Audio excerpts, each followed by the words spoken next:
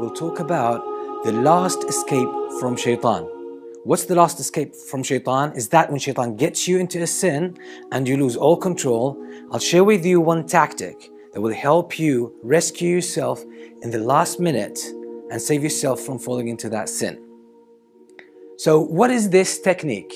It's about when you fall into the traps of shaitan, shaitan seems to get you into a position that is ideal for you to fall into a sin. So all the ingredients of the sin are there, and then you're so tempted to fall into that sin and you lose control. You don't seem to have any control over yourself to give it up or withdraw from the situation or get out of the whole thing. So you just feel drawn into just like a black hole sucking you in, and you seem that you're inevitably falling into that sin. Okay, so this is the last resort into how to get yourself out of this helpless situation. It is something that I call obstinate withdrawal. Obstinate withdrawal. And this technique has proven so practical and beneficial to myself and many of the people that I've shared it with. So this is why I want to share it with you in this video. I've used it in many of my seminars, and we tried to apply it. And the feedback I got from the students who attended these seminars was phenomenal. This technique seems to be so practical and so powerful, and I didn't invent it, I didn't make it up. I got it from Prophet Yusuf alayhi salam. That's when the wife of Al-Aziz invited him to commit the sin of zina. The way Yusuf alayhi salam dealt with this situation was phenomenal. So now let me explain the logic behind this thing and what is obstinate withdrawal. Basically, it's every sin is like a recipe. It's like a chemical equation. You need all the ingredients in one place in order for them to interact and react with one another so that they produce the final result, which is, in the recipe's analogy, it's the final dish. Okay, so if you remove away one of the important or basic ingredients of that recipe, you don't get the dish. And in the chemical equation, if you remove one of the basic ingredients or one of the basic reactants, you're not going to get the final result, which is the chemical product. You're not going to get that. And sin is similar to that. So in this sense, shaitan is a chemist, or shaitan, you can see shaitan as a chef. So shaitan needs all the ingredients in order to make his dish. He needs all the reactants in order to make that chemical equation.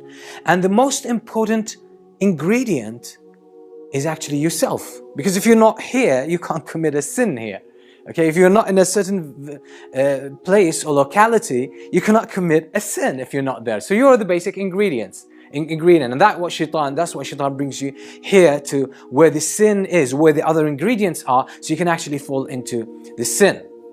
So when Yusuf alayhi salam was invited by the wife of Al-Aziz, everything was perfect for that sin. So he was there, the woman was there, and there was this sense of privacy. Because she locked all the doors and she closed all the windows, so no one could actually know what was happening.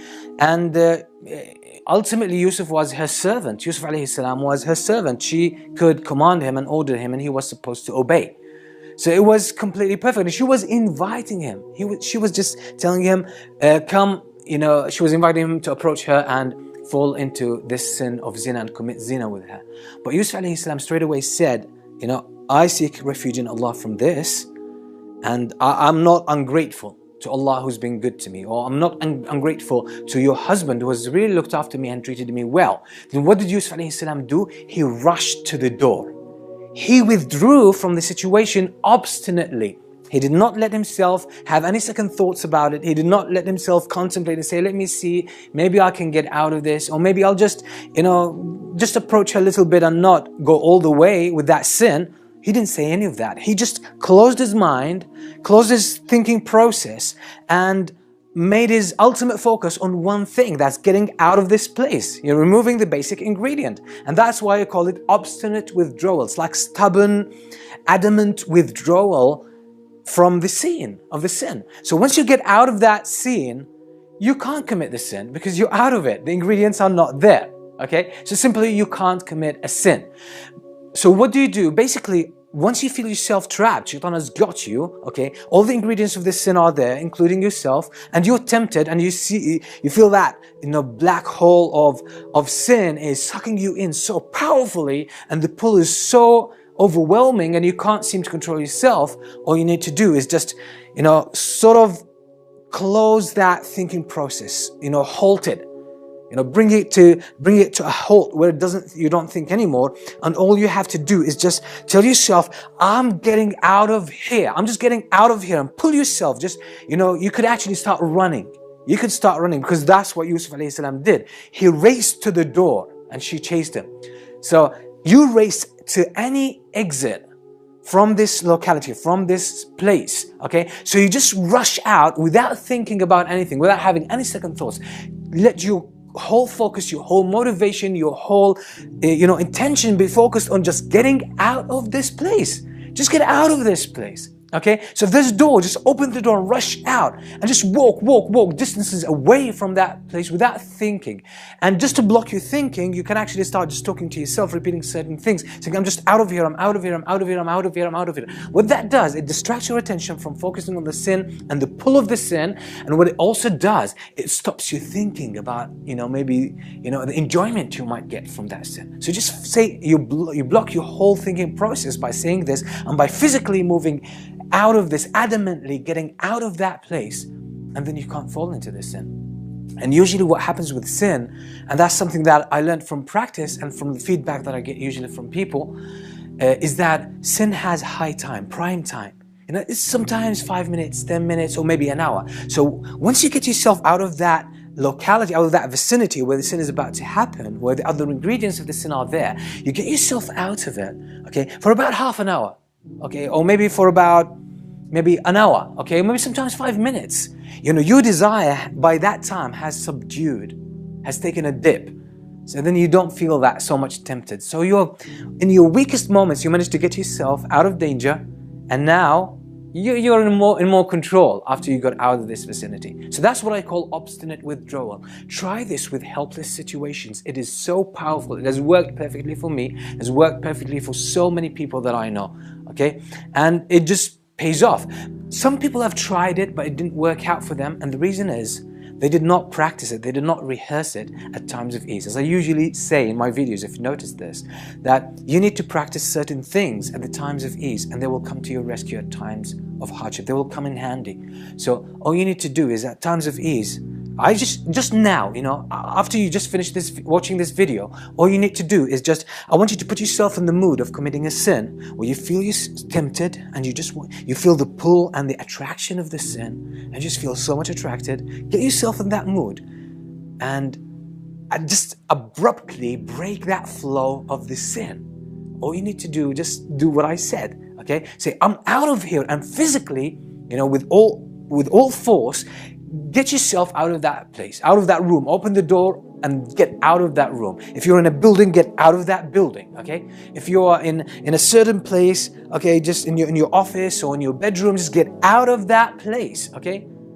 That's a rehearsal. It's not a real situation. Do that 10 times, and by doing this, you hardwire your brain, to develop a new habit, and that is basically to break the flow of any temptation you have, so you can do it. So try it 10 times, maybe tomorrow try it again, or in the evening try it another 10 times, and so on and so forth, and you will see it becomes like second nature. It becomes so easy for you to break any kind of flow that you could actually engage in when it comes to sin. And then when you get really in trouble, you'll find it easy just to pull yourself out of that place because you've practiced it so much. But if you don't practice it, I don't have any guarantee that this could actually work for you, because the pull of this sin might be so powerful that your ability to break from that situation or to get out of that vicinity might not really work out for you, okay? So you need to practice it. This has proved very practical for people, especially young people, who are tried with watching pornography. That has really helped them, because they usually do it by themselves. They have usually their device in their hands, their laptop or their smartphone, etc. And they are by themselves in that privacy, and they feel the temptation. So what they try to do is actually, throw that device out of their hands, or if it's a laptop, just leave it and get out of that place. Just say, I'm out of here, I'm out of here. Or just say to yourself, I don't want to commit a sin, I don't want to commit a sin, I don't want to commit a sin. You know, I fear Allah, I fear Allah, I fear Allah. Just keep saying this because you block your thinking process and you just physically get out of that place. And maybe you could find some friend to spend some time with or someone to talk to, okay? So get that prime time to fade away and then you'll be in good position to control yourself. If you do that a few times, you'll actually break from the sense of addiction to sin. If you do that a few times, and then inshallah, you'll be able to break from that pull of the sin for good. So hopefully you found this beneficial, and if you did, please share it with your friends, with your family, and create that positive ripple effect. So hopefully it will help save more people from the temptation of shaitan, from the tricks and traps of shaitan. It's a very simple advice, but as I said, you need to practice it at times of ease, so it comes in handy at times of hardship when you truly need it. Okay. If you found this video beneficial, don't forget to press the like button, share it, as I said, with everyone you can, everyone you think who could benefit from it. And until we meet with another video, I leave you in peace. Assalamu alaikum wa rahmatullahi wa barakatuh. A few days ago, a hospital worker from New York was found dead after suffering from a heart attack whilst watching pornography on his laptop at work. The 48-year-old man, who was unnamed, was found by a shocked co-worker who found him slumped in his chair whilst the pornographic video continued playing in the background.